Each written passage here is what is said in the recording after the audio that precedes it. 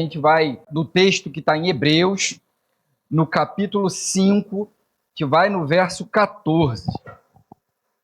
O texto base é apenas esse, tá? Depois a gente vai passear ainda bastante pela Bíblia. Confesso que geralmente o Senhor me dá um tema, né? É assim que funciona geralmente. E isso geralmente ele coloca no meu coração algumas semanas antes da pregação. E essa semana, e até terça-feira não vi nada, pastor Pedro. Falei, meu Deus, acho que eu vou pedir para o Igor trocar a minha escala. Acho que Deus não quer que eu pregue. E aí no vertical, né? No vertical não, na conexão, na terça-feira, nós reunidos, o Samuel deixou uma mensagem para a gente, e aí na hora o senhor já começou a falar comigo tudo ali, eu falei, é de Deus. Então vamos lá, Hebreus capítulo 5, verso 14, diz o seguinte: no entanto, o alimento sólido é para os adultos, os quais pelo exercício constante se tornaram aptos para discernir tanto bem quanto mal. Vou repetir só esse finalzinho. Se tornaram aptos para discernir tanto bem quanto mal. Pai, em nome de Jesus, te damos graça pela tua bondade, pela tua misericórdia, te damos graça porque a tua presença já é palpável nesse local, Senhor.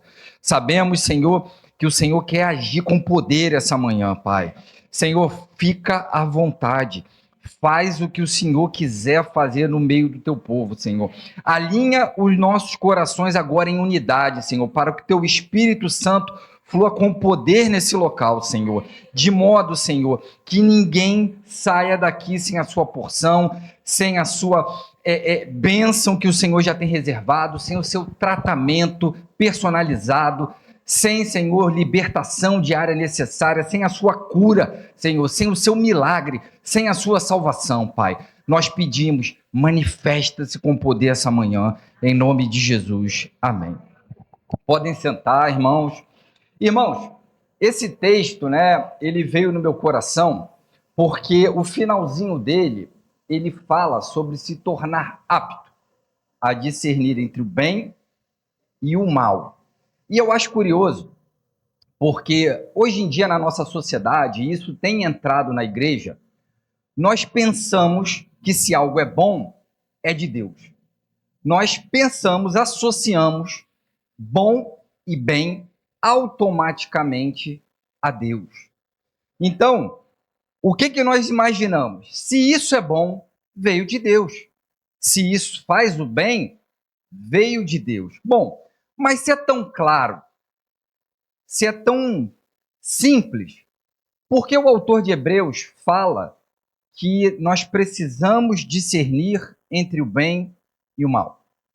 Porque Salomão, né, lá em 1 Reis, no capítulo 3, no verso 9, quando ele inicia o seu reinado, ele clama ao Senhor para que ele tenha sabedoria. Mas sabedoria para quê? Para reconhecer entre o bem e o mal.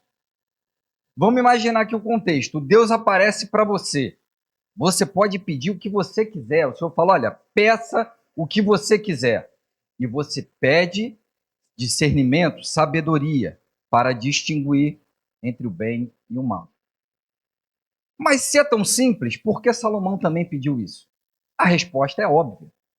Porque não é tão simples quanto a gente imagina que é. Se eu perguntar aqui para cada um de vocês, se vocês consideram algo bom preservar a vida do seu amigo, tenho certeza que todo mundo aqui vai dizer que é bom. Eu falo assim, olha, pensa num amigo agora, no nome dele, no rosto dele, e se você pudesse que ele morresse ou você preservar a vida dele, você preservaria. Essa seria a sua opção. Você acharia isso bom. Mas não foi isso que Pedro fez com Jesus? E Jesus repreende Pedro fortemente. E fala para Pedro, olha, você está olhando as coisas sob a ótica humana, sob a perspectiva humana, não a de Deus. E é curioso, porque na terça-feira, conforme eu falei, o Samuel estava deixando uma mensagem, e ele falou sobre como o reino das trevas tem agido de forma tão explícita, né, hoje em dia. Se a gente for pegar há um tempo atrás, as coisas eram mais veladas, né? Eram mais nas entrelinhas. Você precisava buscar mais para ter acesso a determinadas informações do reino das trevas. O que hoje em dia parece que é muito simples. Tudo é muito claro sobre isso. E a gente percebe que isso é uma estratégia de Satanás. Né? Lá em Efésios 6, no verso 11, o apóstolo Paulo fala que a gente tem que estar com a armadura de Deus para quê? Para que a gente resista às astutas, às espertas ciladas, às armadilhas de Satanás. Só que para que as pessoas que já estão no mundo, as coisas vão funcionar de uma maneira. Para nós, cristãos, a coisa vai ser de outra maneira. Então vamos olhar para o pessoal que está no mundo. A forma como o reino das trevas tem agido é o quê?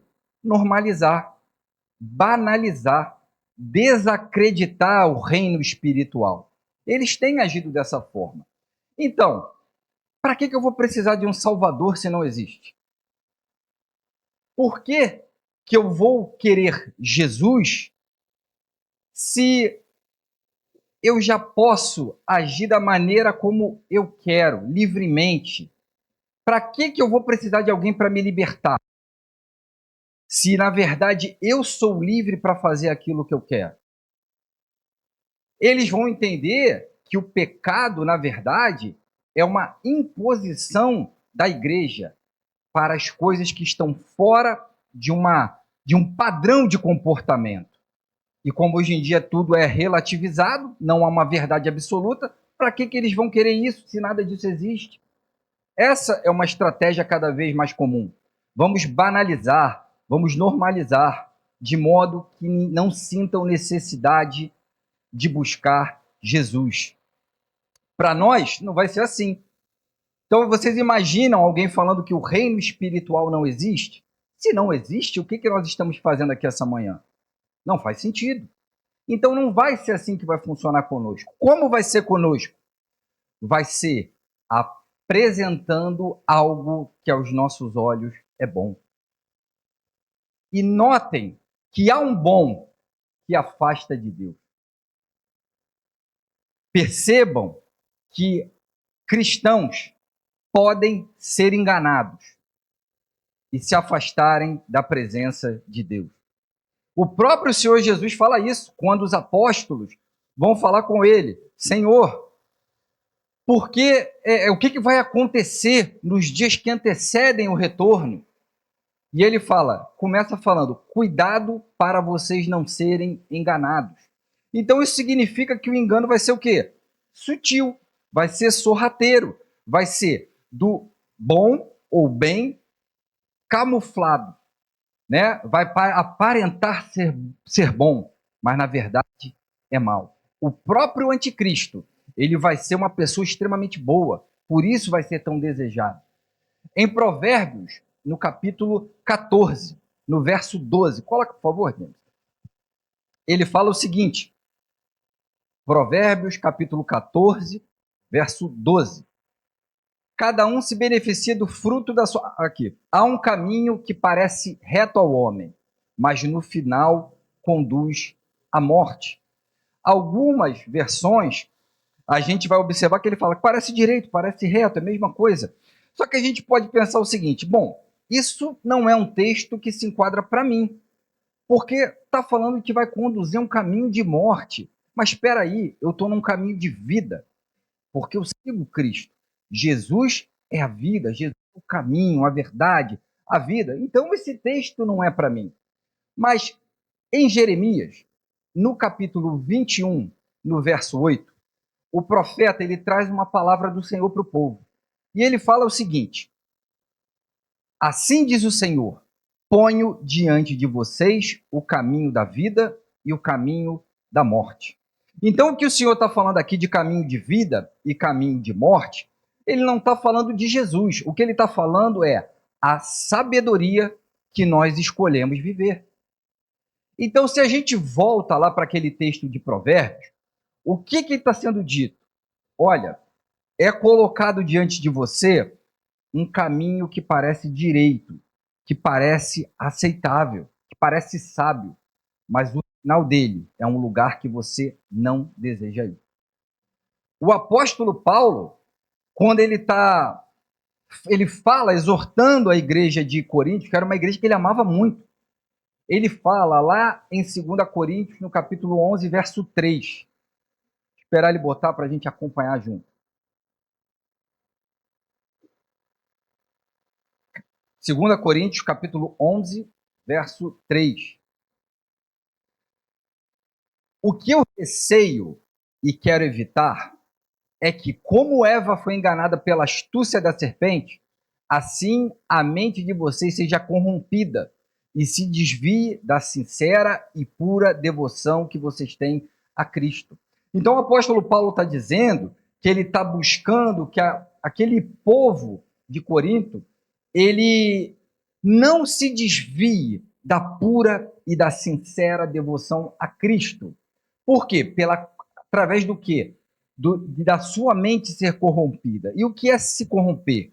É algo que ia bem e de repente se desvia e começa a ir por um caminho mau, um caminho ruim.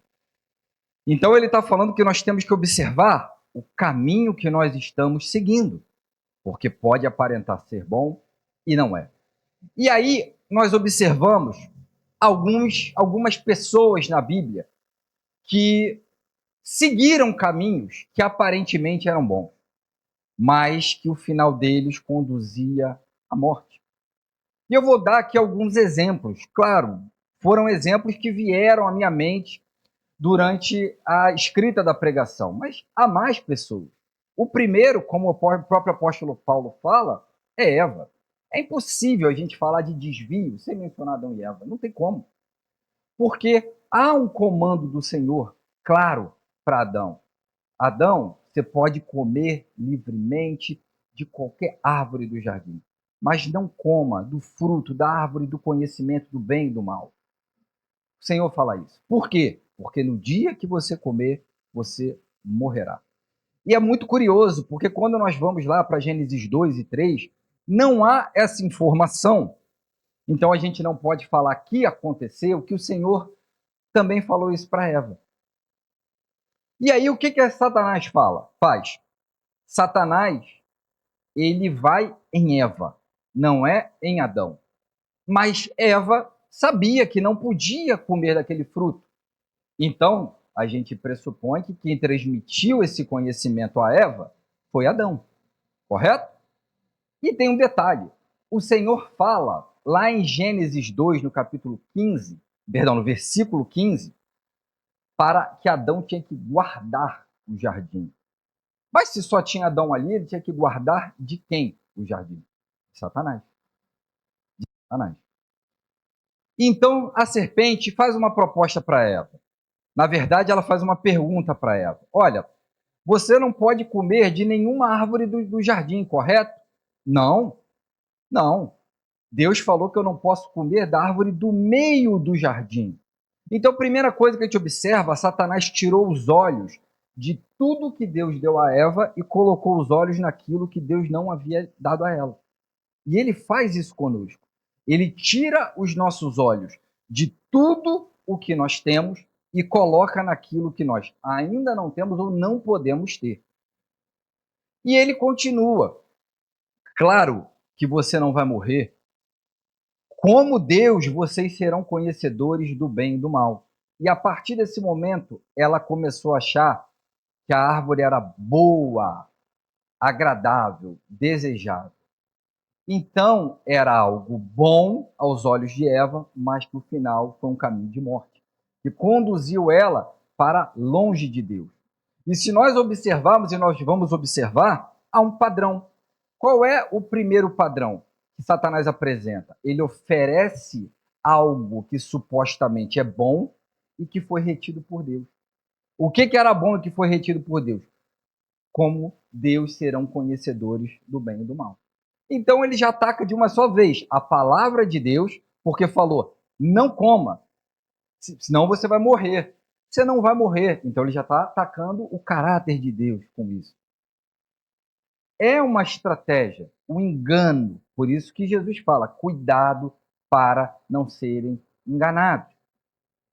Outro exemplo bíblico que nós temos, Geazi, o servo de Eliseu. Lá em 2 Reis, no capítulo 5, eu vou fazer um resumo, a gente não vai ler o capítulo inteiro, relata a história de um oficial, capitão do exército sírio, Naamã. E ele está com lepra, ele era um homem importante, ele está com lepra.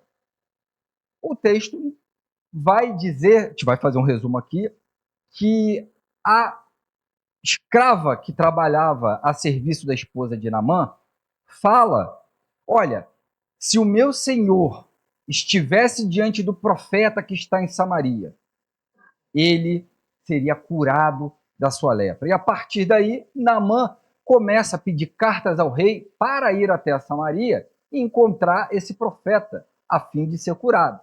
E aí o texto vai avançando e chega o momento que mensageiros de Eliseu vão ao encontro de Naamã e falam, olha, mergulha 7 vezes no Jordão. E ele, num primeiro instante, reluta, mas obedece e é curado. E quando ele volta curado, ele quer fazer uma oferta a Eliseu. E Eliseu rechaça veementemente a oferta dele. Olha, não vou aceitar nada que você me oferecer. E Geazi, que era servo de Eliseu, ele devia estar pensando, mas por que não aceitar? Qual é o problema em aceitar uma oferta? Você não pediu dinheiro para que ele fosse curado. Ele foi curado e, de livre e espontânea vontade, ofereceu algo como um meio de gratidão. Então, o que Geazi faz? Eu vou lá e vou pedir o dinheiro. Ele chega, inventa uma história. O profeta, obviamente, estava em espírito, o Senhor, né, fez ele estar em espírito lá, e vai confrontar Geazi. Geazi fala que não foi a lugar nenhum, que não estava lá, e Eliseu fala, eu estava lá em espírito. E já que você fez isso, a lepra vai acompanhar você e os seus descendentes para sempre. Para sempre. E aí eu fiquei me perguntando, me colocando, na verdade, no lugar de Geazi. Claro que há uma mentira, a gente sabe disso. E não que isso seja menor, porque a gente vai ver mais para frente que não é menor a questão da mentira. Mas Geazi deve ter imaginado, poxa, no capítulo 4, né, claro que ele não pensou no capítulo 4, mas no capítulo 4 relata que Eliseu teve construído por uma mulher rica um quartinho todo mobiliado para quando ele passasse por aquela localidade. Então ele foi abençoado. Qual é o problema de ser abençoado de novo? Qual era o problema? Não tinha problema e ele rejeitou. E era uma quantidade considerável de dinheiro que foi rejeitada por Eliseu. Mas aí a gente tem que entender o que Deus estava fazendo. Ele era capitão do exército sírio. Certamente ele buscou em outros deuses essa cura e ninguém pôde curá-lo dessa lepra. Até que uma escrava fala de um profeta do Deus vivo, do Deus Altíssimo, que iria curá-lo. Quando ele vem e recebe a sua cura, o que ele está acostumado com os falsos deuses? Retribuir. É um toma lá, dá cá. É isso. Eu vou te dar um dinheiro, eu vou te oferecer um sacrifício. E ele está falando, não quero nada seu. Certamente Naamã não deve ter entendido nada. E qual é a palavra de Naamã? Vamos no verso 17 de 2 Reis 5. Olha o que a negativa fez. Já que não aceitas o presente, ao menos permita que leve 2... Deixa eu olhar aqui porque está cortando ali, senão vai ficar complicado. Deixa eu olhar por aqui, vai ficar mais fácil. Já que não aceitas o presente, ao menos permite que eu leve 2 mulas carregadas de terra, pois o teu servo nunca mais fará holocaustos e sacrifícios a nenhum outro Deus, senão o Senhor. Aquela negativa fez ele reconhecer que o único e verdadeiro Deus era o Senhor. E Geazi não entendeu isso. E o que ele foi fazer? Mas é bom receber uma oferta. E o que Eliseu havia falado antes. Agora agora não vamos aceitar nada. Não quer dizer que futuramente não poderia aceitar. Ele estava falando especificamente daquele momento. Então, notem que era algo bom, mas que levou para um caminho de morte. Vamos para um outro exemplo, o rei Ezequias, homem de Deus. Se a gente for ler os livros de reis, a gente vai ver como a Bíblia fala sobre reis que fizeram o que era mal aos olhos do Senhor. Não foi Ezequias. Ezequias não fez o que era mal aos olhos do Senhor. E por que ele entra nesse rol de pessoas que fizeram o que era bom aos seus olhos e não o que era de Deus? Vamos chegar lá. Ezequias recebe uma ameaça do rei do Egito, Senaqueribe. E o que ele faz? Primeira coisa, ele apresenta a carta de ameaça ao Senhor, no templo do Senhor, né? E ao apresentar, ele também comunica ao profeta Isaías. E o profeta Isaías fala, olha, você não vai lutar essa batalha. Essa batalha é do Senhor. E um anjo do Senhor sai, 185 mil soldados são dizimados pelo Senhor. Glória a Deus. E aí depois ele tem uma segunda experiência poderosa com o Senhor. Qual é essa segunda experiência poderosa que ele tem? O Senhor avisa a Isaías, comunica a Ezequias que ele vai morrer. Coloca a casa dele em ordem, manda ele colocar a casa dele em ordem, porque ele vai morrer. E o rei Ezequias clama ao Senhor. E o Senhor exerce misericórdia de novo e acrescenta 15 anos. Notem, 2 vezes a vida dele esteve em risco. Um cerco de um império poderosíssimo, como os assírios, e em um segundo momento, uma doença que iria matá-lo. E aí, nesse momento, a estratégia muda. Qual é a estratégia? Não vem mais a ameaça de morte. Vem um presente do rei da Babilônia. Quando o rei da Babilônia vem com um presente, é algo que desarmou completamente o rei Ezequias. E o que ele faz? Começa a mostrar tudo do palácio. É as estratégias de nossas vidas. Quantas vezes estamos passando por lutas, por problemas seríssimos, e nós colocamos diante de Deus, estamos vigilantes. Quando acaba o problema, e vem algo que parece ser bom, a gente relaxa e não vigia naquilo que precisa ser vigiado. Notem que das 2 primeiras vezes, o que o rei Ezequias faz? Coloca diante do Senhor. Essa terceira vez ele não botou diante do Senhor. O profeta Isaías é que aparece diante dele. O que você mostrou para os mensageiros da Babilônia? Eu mostrei tudo, mostrei os tesouros, mostrei tudo. E ele fala, olha, tudo isso vai ser levado. Inclusive, os seus descendentes serão escravos lá na Babilônia. E eu acho que aí a gente vê o segundo problema. O primeiro foi não ter vigiado. Ele, ao invés de clamar ao Senhor, ele fala, pelo menos no meu tempo vai ter paz e segurança. Isso é bom. Bom aos olhos dele, mas não era de Deus. Então nós percebemos que após batalhas que nós travamos, muitas vezes o ataque virá camuflado do que é bom contra as nossas vidas. E a gente tem que apresentar até o bom diante do Senhor, para que a gente não seja induzido ao erro. Um outro exemplo, o rei Joás, está lá em 2 Reis 13. Ele vai visitar Eliseu. Eliseu já está muito doente. E quando ele vai visitar Eliseu, Eliseu fala, pega um arco e suas flechas. Abre a janela virada para o oriente. Atira. E ele atira 3 flechas. Pressupõe-se que ele tinha mais flechas. Ele não atirou todas as flechas. E aí o profeta Eliseu ficou indignado. Por que você não atirou todas as flechas? Agora você só vai vencer 3 vezes os sírios, quando era para você derrotá-los definitivamente. Percebam que para ele pareceu bom. Vou vencer 3 vezes, eles vão estar fracos, não vão me atacar novamente.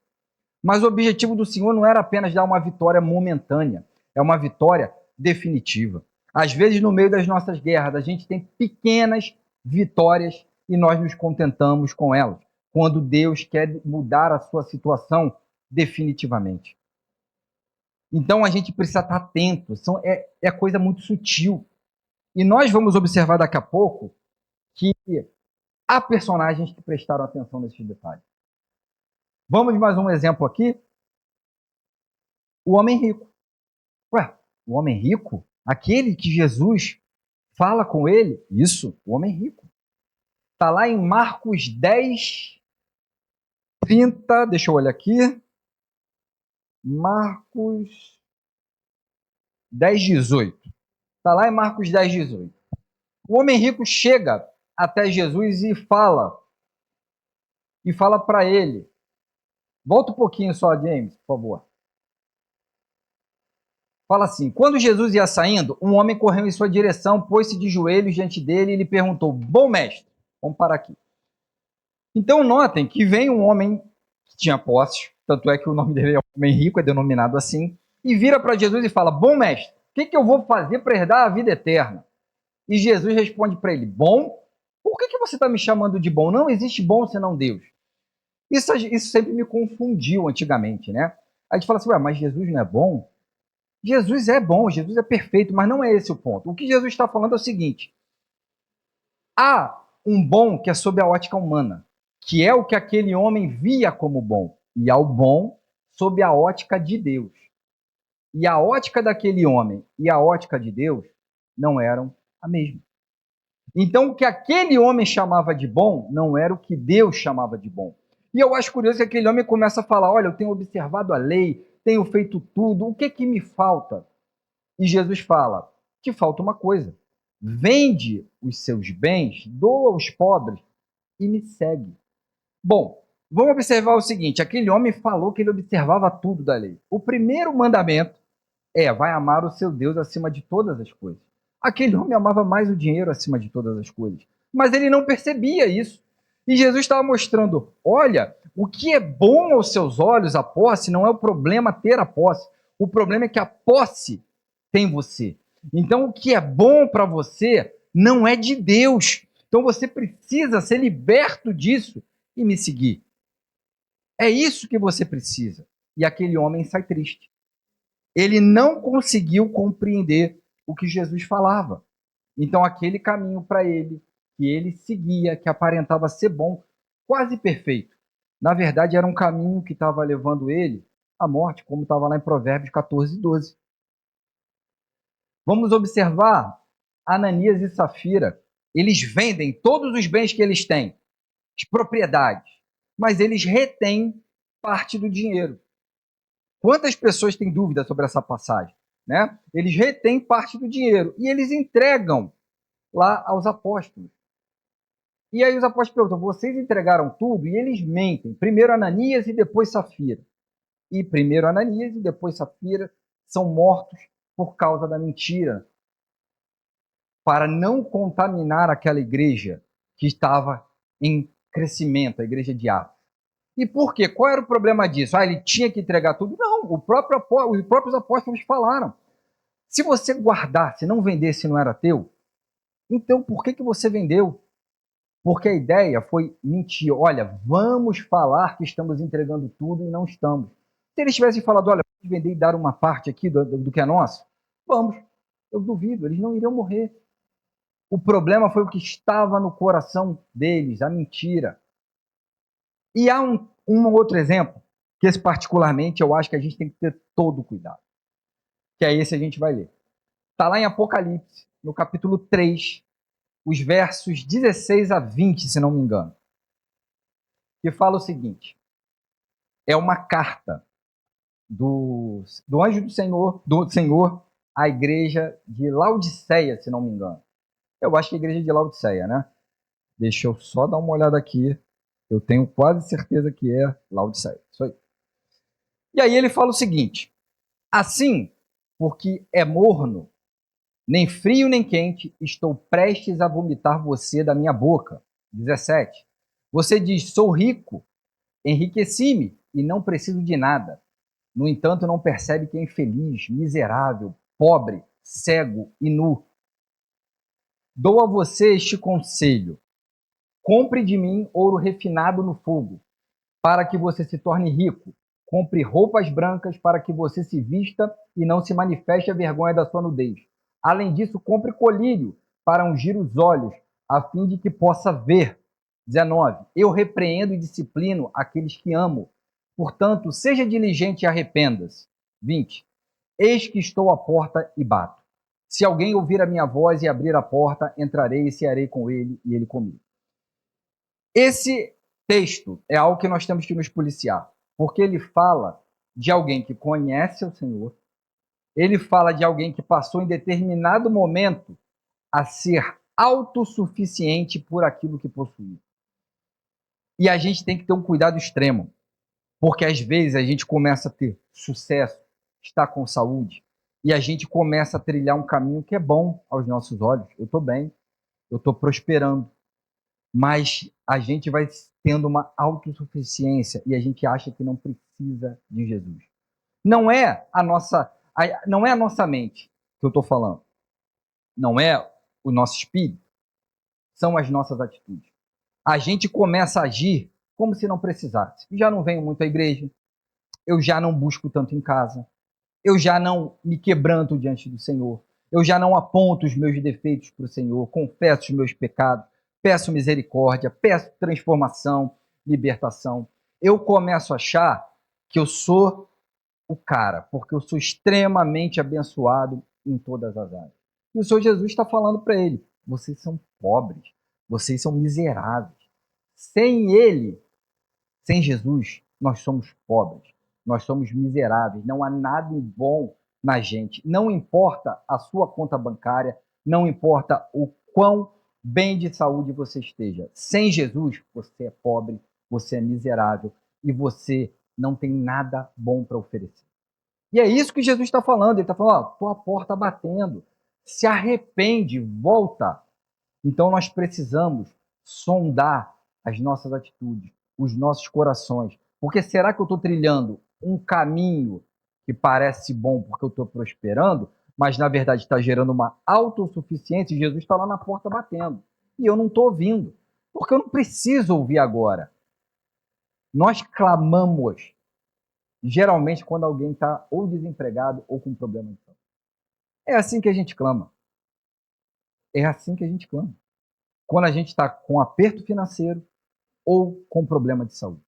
Aí nós clamamos. Nós não clamamos para alcançar os perdidos. A gente até ora, mas não clama. É diferente. Os nossos caminhos que a gente busca, muitas vezes são esses caminhos de autossuficiência. E Jesus sabe disso. E por isso que muitas vezes a gente não chega aonde a gente quer chegar. Para que Jesus não precise falar: estou a ponto de vomitar. Ao contrário, o Senhor está lá: eu não quero te vomitar, eu estou aqui, ó, abre a porta, deixa eu encear com você, deixa eu cuidar de você. Quando eu lembro de Zaqueu, eu lembro só dele, do Senhor Jesus, falando com o Zaqueu: deixa eu entrar na tua casa. Quando ele chega lá, conversa: eu vou dar os meus bens para os pobres, em quem eu defraudei, vou restituir. Jesus está falando isso. Deixa eu cuidar de você. Abre a porta do teu coração para Jesus cuidar de você. A gente usa esse versículo para alcançar os perdidos. Isso é para Jesus nos resgatar de novo. Vamos usar os versículos corretamente. A gente usa descontextualizado totalmente. O Senhor Jesus está à porta aí batendo, você que não conhece. Não, Jesus está falando: estou batendo no seu coração. É isso. Mas há exemplos bíblicos de pessoas que não fizeram o que era bom aos seus olhos, mas sim a vontade de Deus. O primeiro, não tem como falar, Moisés. Moisés, olha, a história de Moisés é sensacional. Sensacional. Eu estava estudando o livro de Moisés de novo, o livro de Êxodo, relendo a história de Moisés, é sensacional. E uma coisa que eu acho muito curiosa é quando o Senhor se apresenta a Moisés na sarça ardente, ele fala: olha, vou te usar para você libertar o meu povo do cativeiro no Egito. E o Moisés vai. Eu estou adiantando aqui a história, né? E Moisés chega diante de Faraó: olha, deixa o povo do Senhor ir. Ele está falando: deixa o meu povo ir. Para quê? Para me adorar no Egito.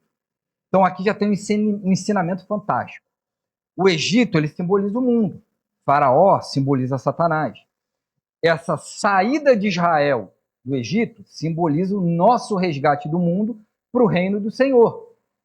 Só que notem o seguinte, quando ele fala, deixa o meu povo sair do Egito, resgate. Mas para quê? Para me adorar. A salvação tem um propósito, a adoração. A salvação tem esse propósito. E às vezes a gente simplesmente é salvo, mas aí a gente não quer ter a comunhão e a adoração com o Senhor. E é por isso que aí eu, lembrando da minha pregação passada, o Senhor nos fez sacerdotes, para que a gente tenha esse contato, esse diálogo com Ele diariamente, para a gente entender qual é a perfeita, a agradável, a suprema vontade do Senhor. E aí ele chega para Faraó, ó, o Senhor está falando, deixa o povo ir adorar ele no deserto. E Faraó fala, vocês estão muito desocupados. Adorar? Que adorar? Dá tempo de adorar não, tem muito trabalho. Ó, agora não dá mais palha para eles fazerem tijolos não, eles é que vão catar a palha deles. Tá bom, o povo fica zangado com Moisés. Pô, a gente já tem trabalho pra caramba, vem esse Moisés aí com uma conversa fiada e agora a gente já vai trabalhar mais. E aí Moisés fala, então vai vir praga. Começa a vir as pragas.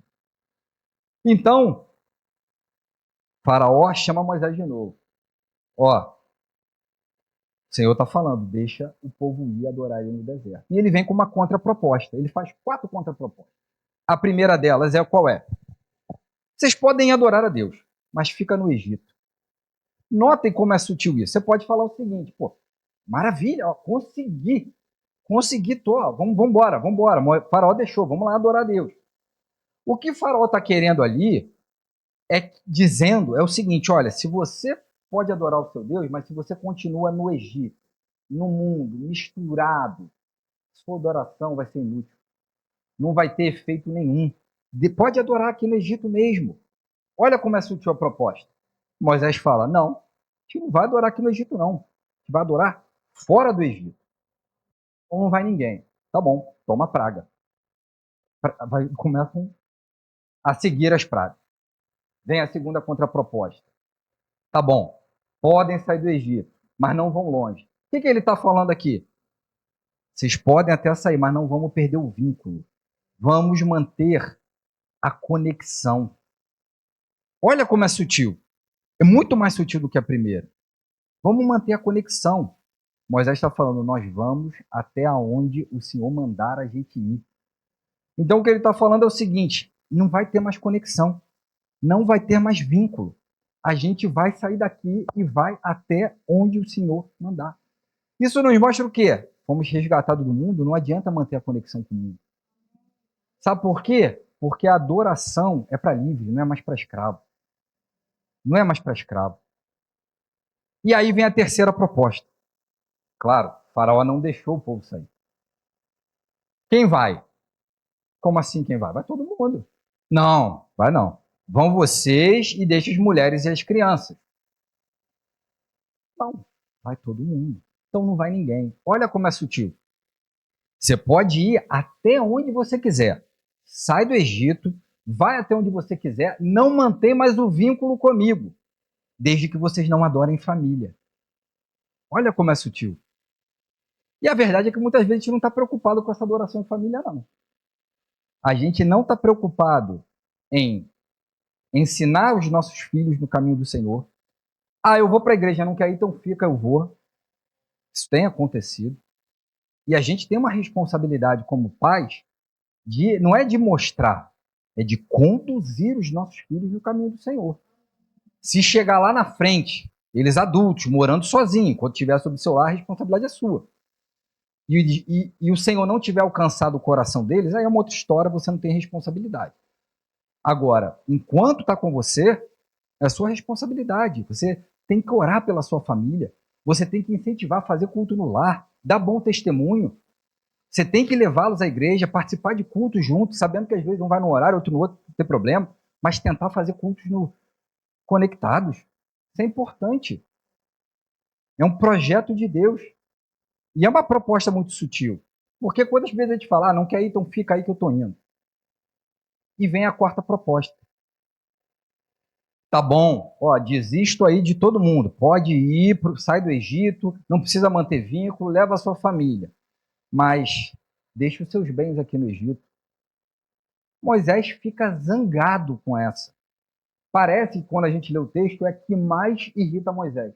E é estranho, né? No primeiro momento. Por quê? Porque essa é uma área onde nós somos muito atacados, que é a área dos nossos bens, a área das finanças.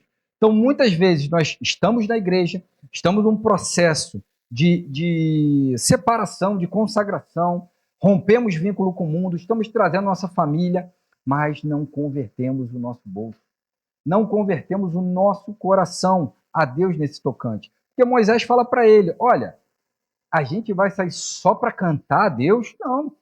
A gente vai oferecer sacrifícios, a gente vai oferecer holocaustos com os nossos bens. A adoração a Deus pressupõe sacrifício com o que você tem também. E Moisés percebeu cada um desses detalhes. E ele falou: vamos sair todos até onde o Senhor mandar com todos os nossos bens. E saíram todos. Então foi alguém que não fez o que era bom, o que era mais fácil aos seus olhos. Fez aquilo que Deus mandou. A rainha Esther. Irmãos, ela é rainha do rei da Pérsia. É emitido um decreto de que os judeus vão ser aniquilados.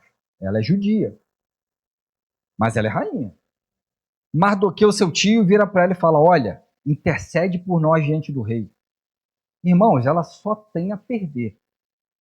Por quê? Ela mesma fala: se eu for à presença do rei sem ser chamada e ele não estender o cetro, eu vou morrer.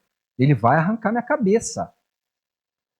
E o seu tio falou: será que não foi para isso que Deus te colocou aí nessa posição?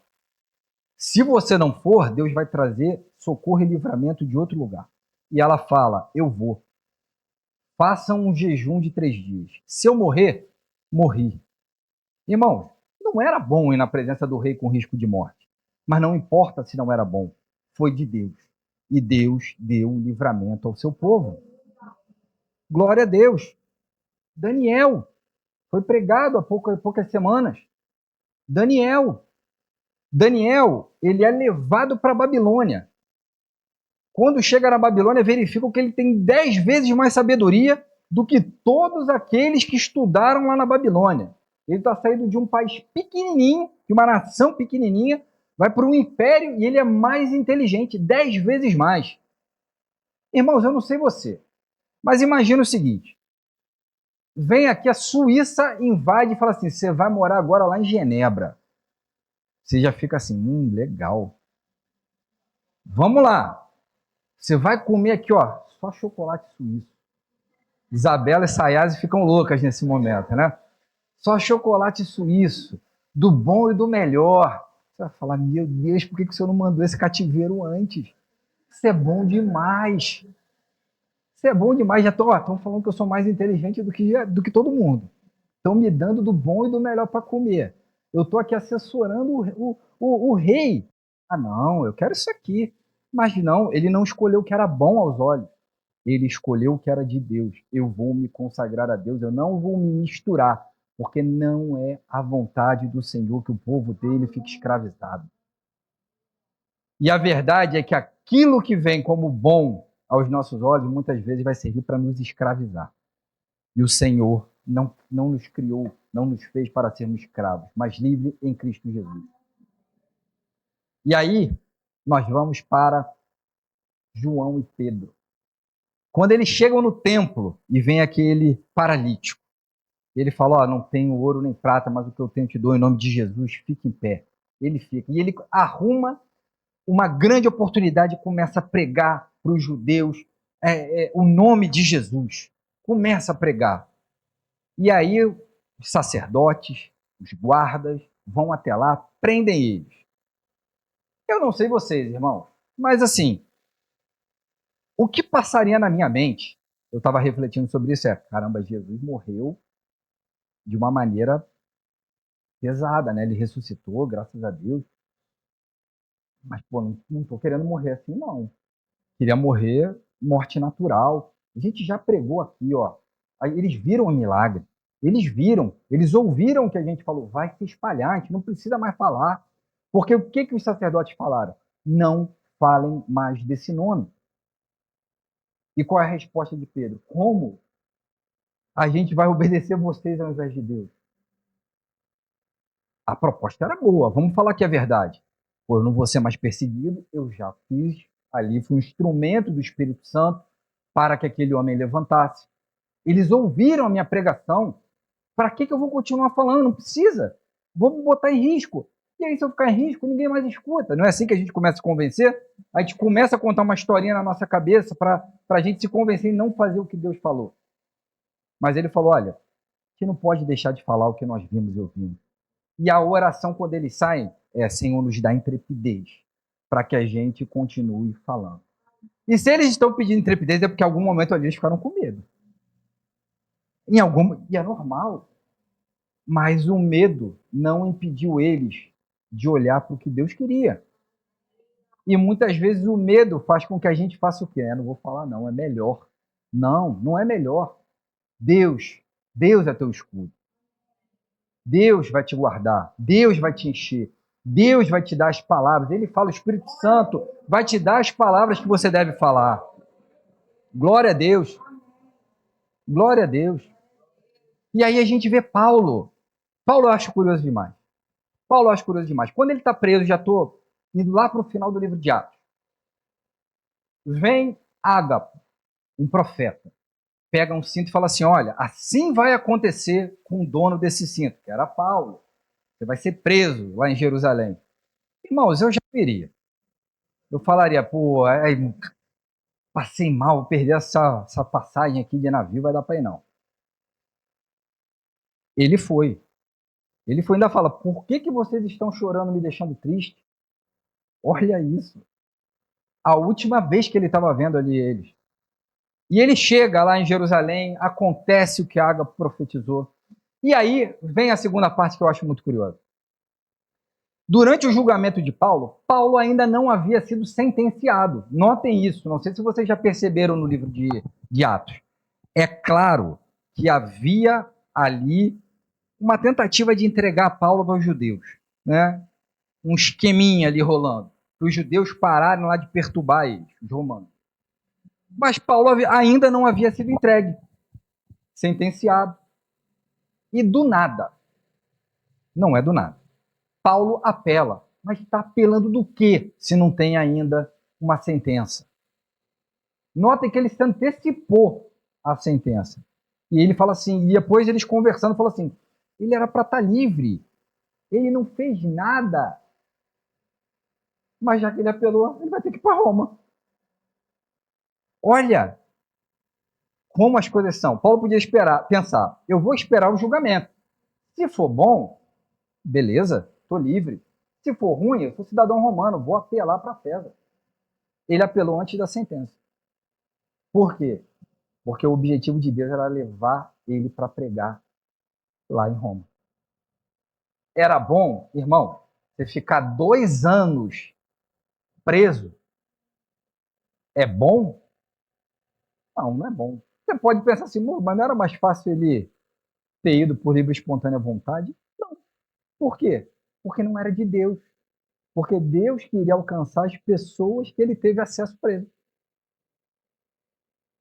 Reis, governadores, imperador. O Senhor queria alcançar essas pessoas, queria que o evangelho fosse ouvido por eles. Porque a misericórdia do Senhor sempre vai aparecer antes do juízo de Deus. Sempre vai aparecer.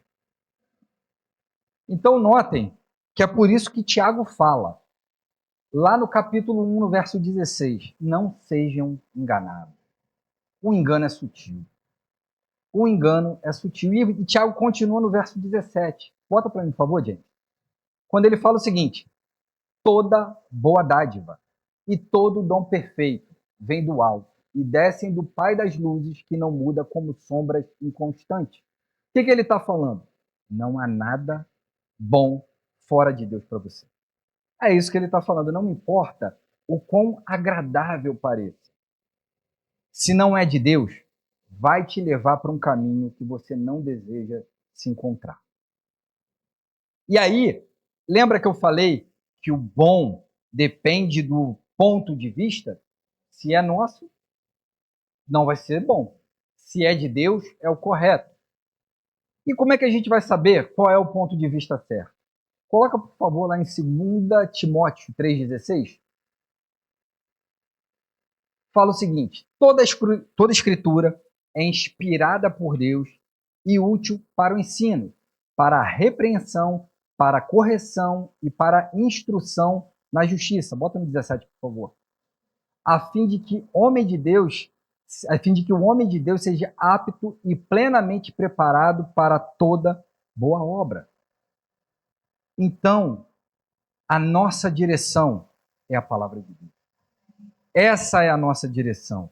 Aquilo que é bom vai ter que estar de acordo com a palavra de Deus. E se não está bom, ela vai servir para quê? Para nos corrigir.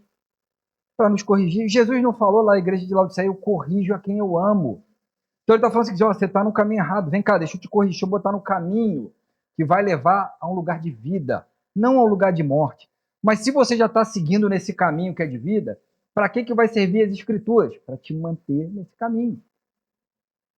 Para te manter nesse caminho. Notem que quando a gente tem essa comunhão, vão acontecer algumas coisas. Lá em 1 Coríntios, no capítulo 12, verso 10, se não me engano, é quando ele está falando dos dons do Espírito, ele fala sobre o dom de discernimento de espírito. E muitas vezes a gente acha que esse dom de discernimento de espírito é apenas para perceber, aquela pessoa está endemoniada ou não está. Tem a ver com decisões também que você vai tomar. É caminho de vida ou é caminho de morte? Eu não estou achando ainda uma resposta. A Bíblia não está muito clara sobre o que eu devo fazer. Se não está muito clara, você não está encontrando muita resposta, ora, porque o Espírito Santo vai te direcionar. E eu vou dar um exemplo prático. Acho que a maioria das pessoas aqui é ansiosa em alguma área da sua vida. Às vezes, alguns são em todas, né? Outros em algumas. Poucos em nenhuma. Isso é um fato. Eu sou muito ansioso na questão profissional. Sempre fui. E um dia, eu encontrei uma advogada que havia trabalhado comigo no Instagram. E eu comecei a falar assim, caramba, acho que eu vou fazer uma parceria com ela. Não é sociedade, era uma parceria. E comecei a amadurecer isso. Mas sabe quando você já percebe o Espírito Santo falando assim, não faz. E aí você começa a fazer o quê? Não, vou tomar a decisão agora. Vou ficar orando. E olha, irmãos, algo que eu sempre fiz errado na minha vida profissional foi tomar as decisões rápidas. Sempre fiz errado isso. Claro, né? Retomava. Mas sempre fiz errado. Não que as decisões todas foram erradas, não é isso. Estou falando, eu não parava para colocar diante de Deus as decisões. E essa vez eu comecei a parar. E eu falando, Senhor, eu tô sentindo que não é para fazer, mas ao mesmo tempo eu estou querendo fazer. Fui bem sincero com Deus. Me dá um direcionamento claro. Um dia eu estava vendo, isso foi assim, uns 2 meses orando. Quando eu lembrava de orar por isso, né? E aí um dia eu estava vendo série com a Carol. Tinha nada a ver com isso. Daqui a pouco veio assim, na hora, espírito de Jezebel. Veio na hora na minha mente. Eu falei, espírito de Jezebel, o que é isso? Aí ele falou, não faça sociedade, não faça parceria. Eu falei, caramba, Senhor, obrigado. O Senhor me deu um livramento. O que era bom aos meus olhos não era de Deus. Uma outra experiência que eu tive, dessa eu errei. Tem um jogo que eu jogava chamado The Witcher, que é um bruxo que matava monstros. Irmãos, é o melhor jogo que eu já joguei na minha vida. E aí é que é o problema. Porque era o melhor jogo. E como era o melhor jogo, eu queria fazer o quê? Jogar. E aí começou a Maria Alice não dormir direito. Aí eu já, eu acho que eu já sei o que é. Mas eu falei assim, não, mas não deve ser isso, não tem nada demais, não tá aparecendo nada aqui. Não tem nada. Irmão, quando você começa a dar desculpa é porque você já sabe o que é. E aí, um belo dia, eu conversando assim com a Carol, pô, Maria Alice não tá dormindo direito, né? Eu falei, pô, não tá, né? Aí ela parou, olhou assim pra mim e falou assim, será que não é o jogo que você tá jogando, não? Falei, vou deletar. Fui lá e excluí. Por quê? O Espírito Santo tinha avisado, não é bom. Ah, mas tem gente que joga e não acontece nada. Sim, mas o Espírito Santo falou para mim, não joga. O Espírito Santo uma vez não falou para o pastor Manuel, não coma um pão doce. Não compre, não coma. Ah, ele ia passar mal? Não sei, às vezes era só para obedecer. Então a gente tem que ser sensível à voz de Deus. E algo que eu acho muito legal quando a gente vai ouvindo a voz de Deus, que Deus vai se revelar com poder para você. Como assim? Bom, quando a gente vai lá em Mateus 16, 13, esse é o último ponto aqui, rapidinho, já está terminando. Em Mateus 16, 13, é aquela parte que todo mundo conhece, onde o Senhor Jesus vira e fala assim, quem as pessoas dizem que eu sou? E aí eles começam a falar, pô, Elias, olha, João Batista que ressuscitou, algum dos profetas. E aí Jesus vira para ele e fala o seguinte, e vocês? Quem vocês dizem que eu sou? Se Jesus tivesse perguntado direto para eles, quem eu sou? O que viria direto na mente deles? Ó, Eliseu, Elias, João Batista, um dos profetas, e por aí vai. Mas primeiro Jesus tira deles todo aquele conhecimento que foi transmitido a eles, que é o que a gente chama de conhecimento comunicado. É o que eles ouviram falar. E aí ele pergunta, e vocês, quem dizem que eu sou? Ou seja, quem eu me revelei a vocês até agora. Então notem que tem dois conhecimentos. Um que alguém fala para você e um que o Espírito Santo mostra quem é. Um é o comunicado e o outro é o revelado. E Pedro fala, você é o Cristo, Filho do Deus vivo. E aí o que o Senhor fala para Pedro? Bem-aventurado és, Pedro, porque não foi carne nem sangue, ou seja, não foi deles que você ouviu falar, mas foi o Espírito que te revelou. E ele fala o seguinte, sobre essa rocha. Qual rocha? Sobre Pedro? Não, sobre a palavra revelada. Eu vou edificar a minha igreja. Porque quando nós temos a revelação da palavra, nós não vamos ser enganados. O que é bom e não é de Deus, não vai nos enganar. E eu tenho certeza que naquele momento, Pedro deve ter ficado pensando rapidamente. Pô, eu lembro de um rabino falando, lendo Isaías, de que quando o Messias viesse, ele iria curar os enfermos. Eu tenho visto Jesus curar os enfermos. E aí ele lembrou. Falou, é o Cristo, o Filho do Deus vivo. E é por quê? Porque a palavra revelada é que nos sustenta no momento de dificuldade. Porque se vocês observarem pouco tempo depois, a pregação de Jesus começa a ficar pesada. E todo mundo começa a ir embora. E aí Jesus vira para ele e fala assim, vocês também querem ir? E Pedro fala, para onde é que a gente vai? Só o Senhor tem a palavra de vida eterna. O que ele estava falando? Olha, também não estamos gostando muito do que a gente está ouvindo, não. Talvez não estou nem entendendo. Mas não tem para onde ir, porque só o Senhor tem a palavra de vida eterna. Porque o Senhor é o Cristo, o Filho de Deus vivo. É a palavra revelada que vai nos sustentar nos momentos difíceis. Irmãos, isso requer de nós o que eu falei naquela outra vez. Sermos sacerdotes. Nos conectarmos diariamente com o Senhor. Buscarmos a face do Senhor. Porque o Senhor, ele fez de nós um reino de sacerdotes. Pedir para a igreja ficar de pé, por favor.